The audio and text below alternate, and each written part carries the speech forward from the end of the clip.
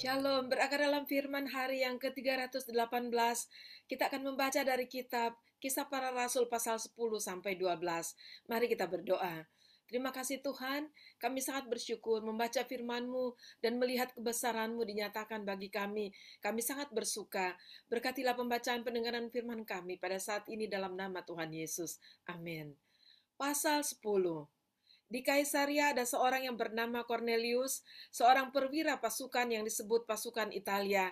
Ia saleh, ia serta seisi rumahnya takut akan Allah, dan ia memberi banyak sedekah kepada umat Yahudi dan senantiasa berdoa kepada Allah.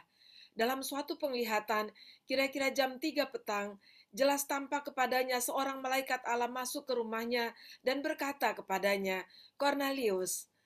Ia menatap malaikat itu dan dengan takut ia berkata, "Ada apa Tuhan?" Jawab malaikat itu, "Semua doamu dan sedekahmu telah naik ke hadirat Allah dan Allah mengingat engkau. Dan sekarang suruhlah beberapa orang ke Yope untuk menjemput seorang yang bernama Simon dan yang disebut Petrus. Ia menumpang di rumah seorang penyamak kulit yang bernama Simon yang tinggal di tepi laut."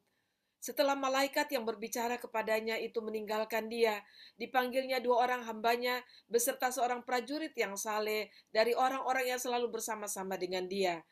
Dan sesudah ia menjelaskan segala sesuatu kepada mereka, ia menyuruh mereka ke Yope.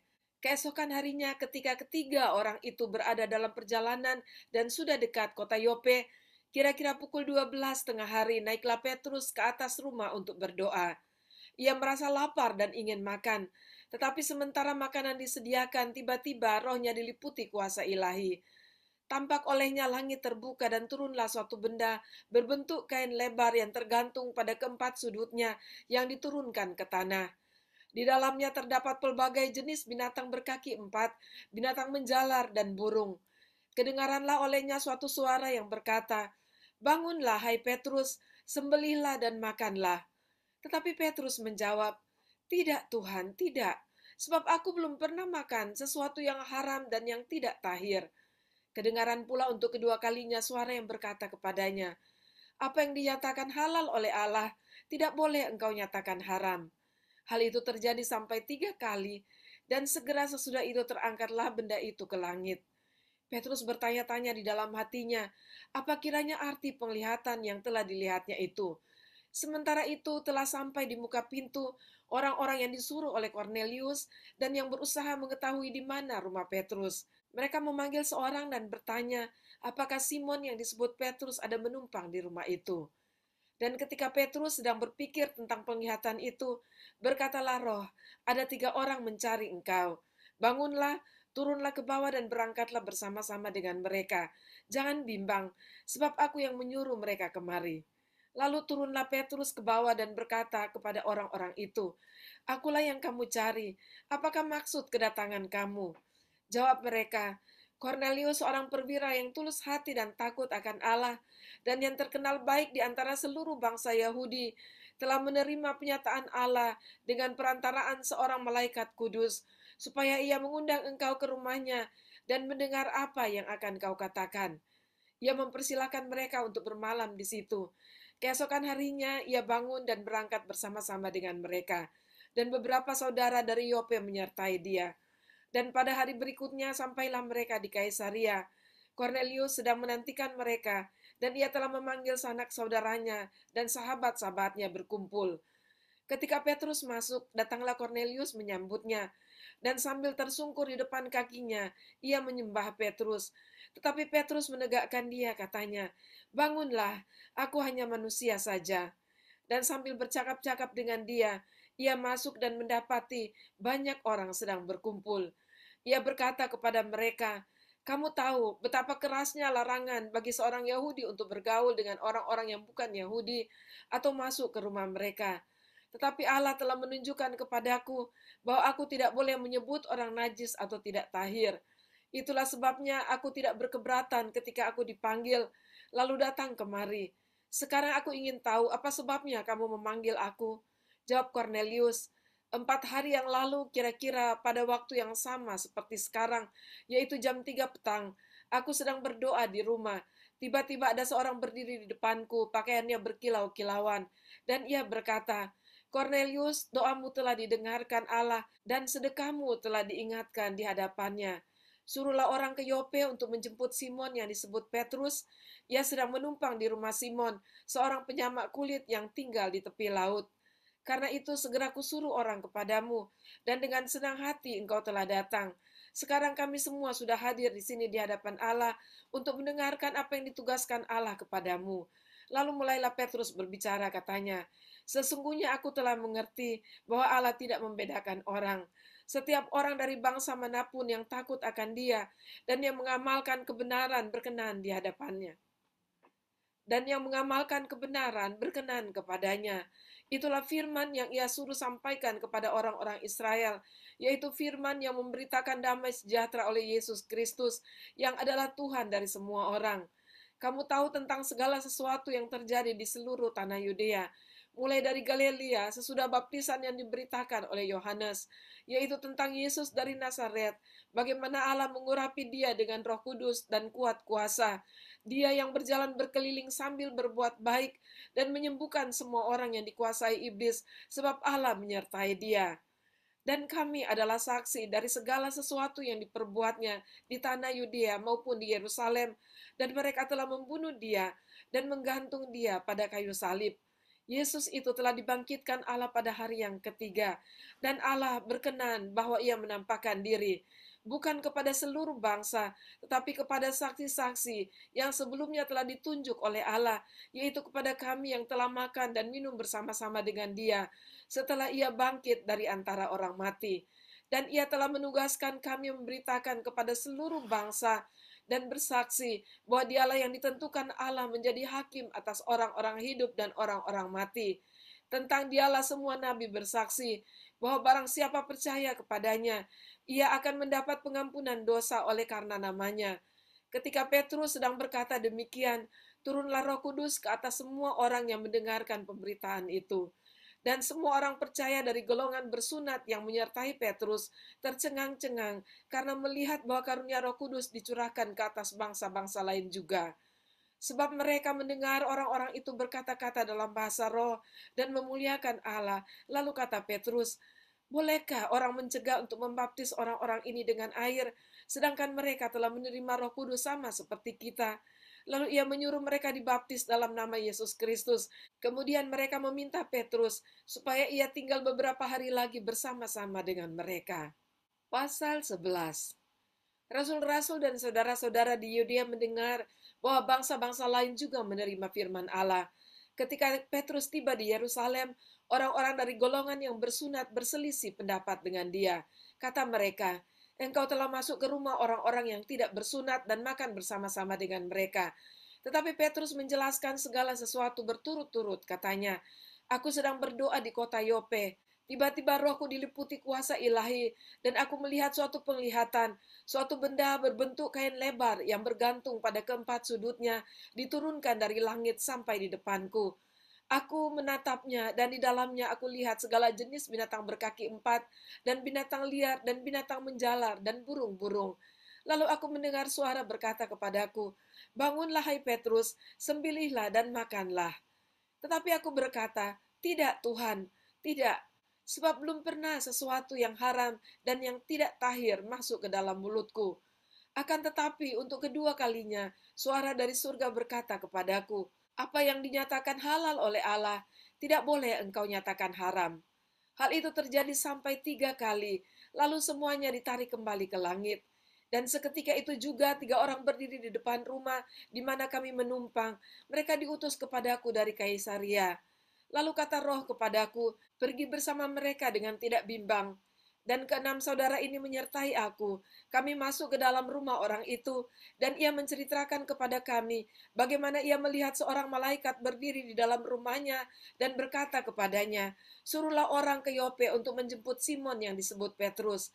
Ia akan menyampaikan suatu berita kepada kamu yang akan mendatangkan keselamatan bagimu dan bagi seluruh isi rumahmu. Dan ketika aku mulai berbicara, turunlah Roh Kudus ke atas mereka, sama seperti dahulu ke atas kita. Maka teringatlah aku akan perkataan Tuhan, Yohanes membaptis dengan air, tetapi kamu akan dibaptis dengan Roh Kudus. Jadi jika Allah memberikan karunia-Nya kepada mereka, sama seperti kepada kita pada waktu kita mulai percaya kepada Yesus Kristus, bagaimanakah mungkin aku mencegah dia?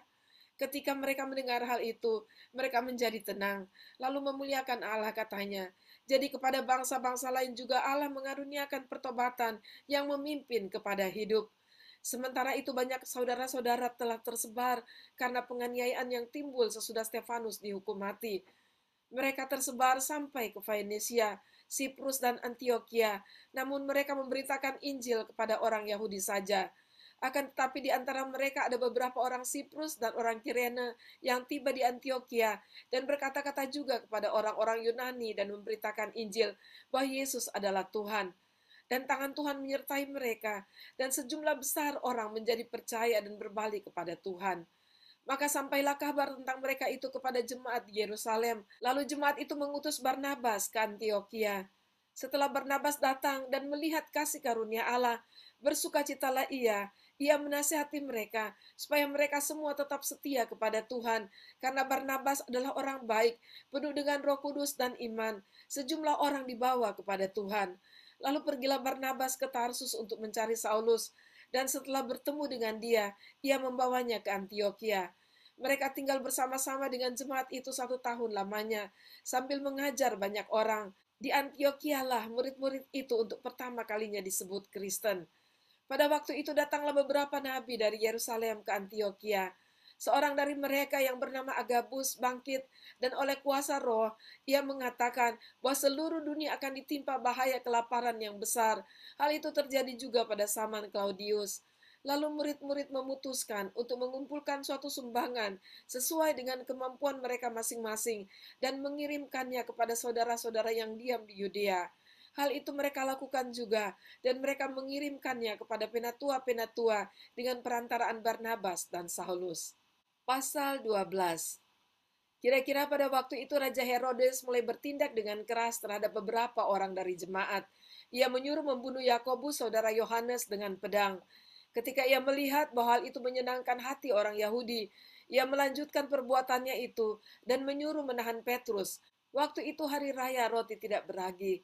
Setelah Petrus ditangkap, Herodes menyuruh memenjarakannya di bawah penjagaan 4 regu, masing-masing terdiri dari 4 prajurit. Maksudnya ialah supaya sehabis Paskah ia menghadapkannya ke depan orang banyak. Demikianlah Petrus ditahan di dalam penjara, tetapi jemaat dengan tekun mendoakannya kepada Allah.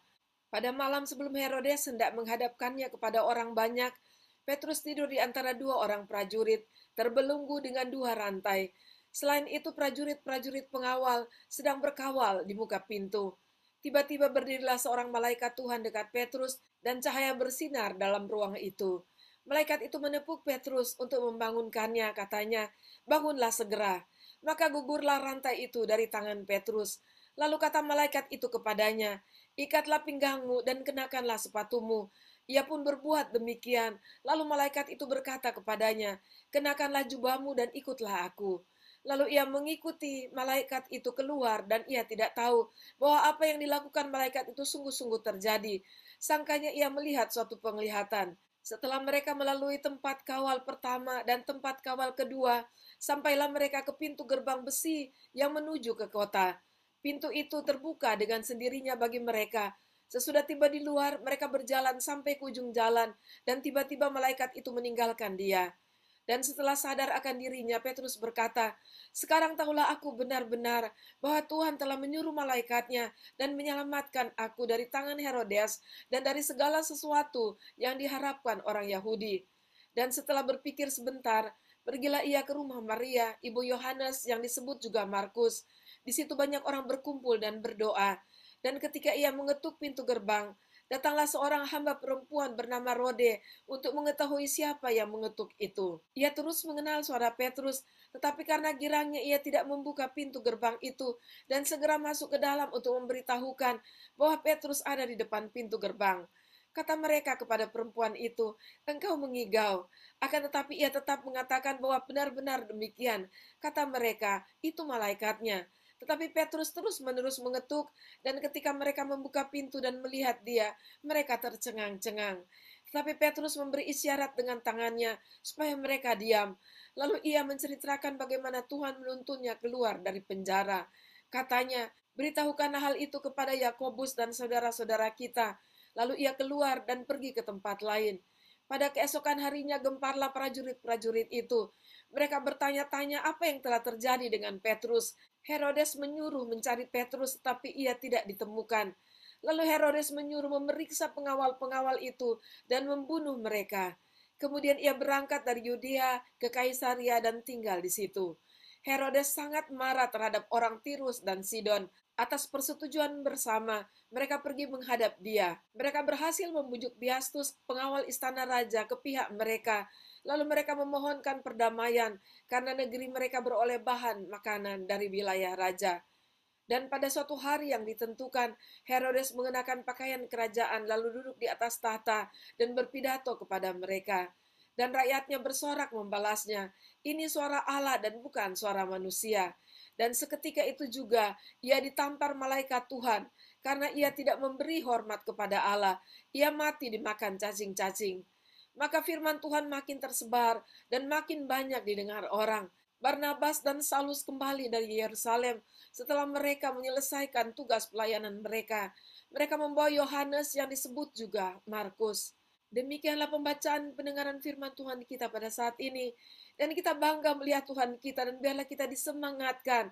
Karena Tuhan kita adalah Tuhan yang ikut serta dalam pemberitaan Injil.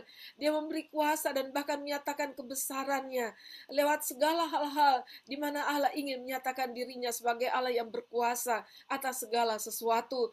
Dan di atas segala-galanya, Dia adalah juru selamat yang penuh kasih, yang menginginkan setiap orang boleh diselamatkan. Marilah kita bangkit dan bersemangat untuk memberitakan Injil, beritakan bahwa Yesus Kristus adalah juru selamat bagi semua manusia. Haleluya, mari kita berdoa. Terima kasih Tuhan, kami bangga akan Engkau, kami bersuka cita, dan biarlah kami terus disadarkan ya Tuhan, bahwa kami tidak sendiri dalam pelayanan ini, bahwa kami tidak sendiri dalam pemberitaan Injil ini, bahwa Engkau lebih dari ingin lebih Tuhan, merindukan untuk melihat kami bergerak di dalam Engkau, karena Engkau sendiri akan memberkati dan menyertai kami dengan kuasa. Tolong kami agar kami tetap bersemangat, bahkan bangkit bagi Engkau. Terima kasih, dalam nama Tuhan Yesus kami berdoa. Amin. Puji Tuhan, sampai jumpa besok. Tuhan Yesus memberkati.